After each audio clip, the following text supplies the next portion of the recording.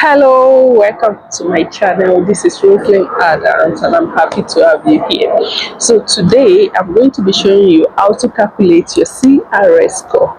What is even the CRS score? The CRS score, is your comprehensive ranking system that helps you to know, the points you have and to help you know your chances of receiving an invitation to apply in the whole Express Entry program. The Express Entry program is a point-based system, and one important factor is your CRS score. The higher your CRS score, the higher your chances of getting invited, getting your ITA, which is invitation to apply.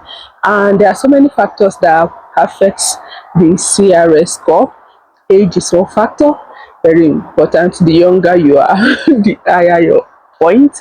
Then your test, your language test result also affects your CRS score, your work experience, and if you're lucky enough to get a provincial nomination, it could also, affect your CRS score positively by increasing it. So the CRS score is a very important part of the Express Entry program, and it's important to know how to calculate it and in order to know if you stand the chance in the Express Entry program.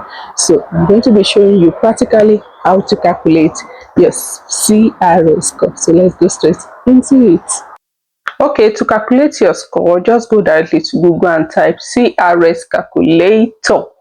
And then to bring these options, click on the first one, which is Express Entry, check your score. And then it will take you directly to the website, IRCC website, Government of Canada. This is how it looks like. Then you keep scrolling down to where you check your points, rounds of invitation, create profile, blah, blah, blah, blah. You keep seeing all of this. You keep scrolling down till you get to CRS calculator, and then you click on it.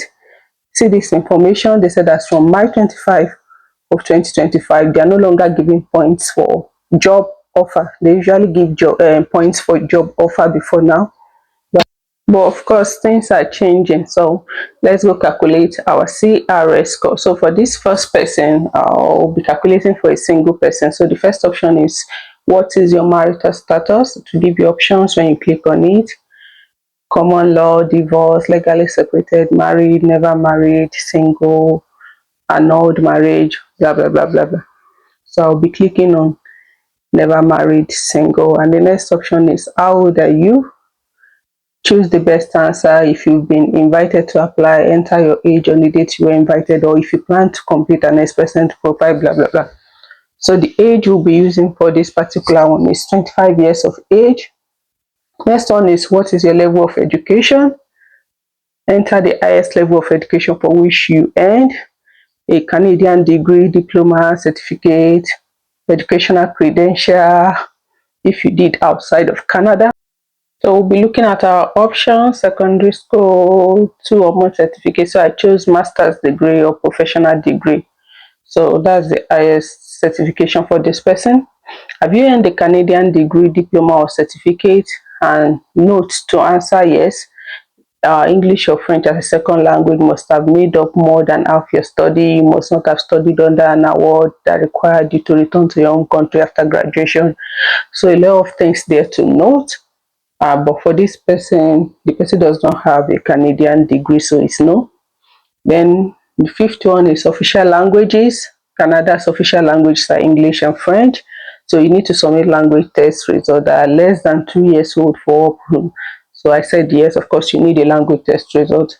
And which language test did you take for your first official language? So I put IELTS. And then for speaking, 7.5 to 9, listening 8.5 to 9, reading 8 to 9, band, writing 7.5 to 9. And then do you have other language test results? For this person only had English, so I put not applicable. And then the next one is to check for your work experience. In the last 10 years, how many years of skilled work experience in Canada do you have? It must have been paid full-time or an equal amount in part-time. Must have been physically in Canada and working for a Canadian employer. This includes remote work, skilled work in the NOC is there, blah, blah, blah. So I chose none or less than a year. The person hasn't worked in Canada, hasn't been to Canada. And then the next question, in the last 10 years, the work experience you have outside of Canada. For this, I put 3 years or more. And then, do you have a certificate of qualification from a Canadian province, territory, or federal body? This isn't the same as a nomination from a province or territory. I said no, the person does not have a certification from Canada. Do you have a valid job offer supported by the labor market impact assessment? Okay, these are the things to note while answering these questions. A job offer isn't valid if your employer is an embassy, high commission, consulate, and all of that. And the answer is no, the person has not worked in Canada. And do you have a nomination certificate from a province? No. Do you or your spouse or common law or partner have at least one brother or sister living in Canada, is a citizen or permanent resident? You can see all the factors that contributes to having a point. This person does not have, so no. So now we're going to be calculating the person's score. So imagine if the person has a brother or sister or schooled in Canada, that's going to, influence their point in a very positive way. Imagine the person is 25 years of age and that gave the person 110 points. Wow. And then for the level of education, which is a postgraduate study, 135, the official language 136. Wow. But they do not have a second official language. You can see the importance of having a second language, which is French. They do not have a Canadian work experience, which is also 0. No sibling or family member in Canada, and all of that. So those are the factors that influence the person's point. And at the end, the person had 381, which is not a bad point. So that is the calculation for this single person. So the next one will be for someone who is married. So it's the same process. Type CRS calculator on Google. It will take you to this page. Click on it and then it will bring you to the IRCC portal. Scroll down till you get to CRS calculator. The same information, blah blah blah. Then what is your marital status? This person is married, so you click on married. Is your spouse or common law a permanent resident in Canada? No. Will your spouse or common law come with you to Canada? Yes. How old are you? Choose your age. So for this particular person, I chose 32 years of age. So you click on your age. What is your level of education? Click on your highest level of education. For this person, I clicked on a master's degree. And then, have you had a Canadian degree or diploma? Blah blah blah blah. All of those informations have to be noted. I said no, the person does not have a Canadian degree.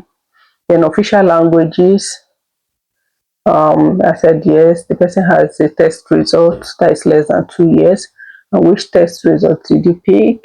IELTS. For speaking, 7.5 to 9. Listening, I chose 8.5 to 9. And then reading, I chose the highest though, 8.8 to 9. And then writing, 7.5 to 9. Do you have any other one? Any other test results? No, not applicable. Next is the work experience. How many years of work experience in Canada? None, less than a year. And then how many years of foreign work experience? I chose 3 years or more. Do you have a certificate of qualification from a Canadian province? Of course, no, the person hasn't been to Canada. Do you have a valid job offer supported by a labor market impact assessment? No, no job offer in this category, and these things are to be noted. No. Okay, so you can see that there are so many ways to get points. Do you have a nomination certificate from a province or territory? No. Do you or your spouse or common law have at least one brother or sister living in Canada? Which is no, the person does not have a sibling in Canada. Partner does not also have one. What is your highest level of education? Highest level of education of your common law or partner, which is also master's degree. In the last 10 years, how many years of work experience does your common law partner has? So for this person, I chose, I think 5 years or more. Okay, so I realized I could actually, choose more years. So I think I went there to edit it from 3 years to 5 years. Okay, so and then I went to the common law partner have a language test result. I said yes, which is IELTS, and then for the result, I chose 7.5 for speaking, listening 8.0, reading 8.0 to 9, writing 7.5 to 9. And then it's time to calculate our score from for the person, the main candidate. She has 85 point for age. You can see how low it is because she's in her 30s. Level of education 126, official language 128, you see. And then she had 339. And then for the spouse, level of education 10, official language 20, and then had 40 extra point. And then foreign work experience, the person had 50 additional points. Provision, nomination, study in Canada, all of those, they are zero because they do not, the person hasn't studied in Canada, no sibling, no French proficiency. And overall they had 479. You can see the difference. So the person got points from the spouse and then added to the their own. So this is how you calculate your CRS score. It's very, very straightforward. Just input the details, follow the promptings, and you'll be able to get your score. Okay, so this is what the person got overall from the CRS score.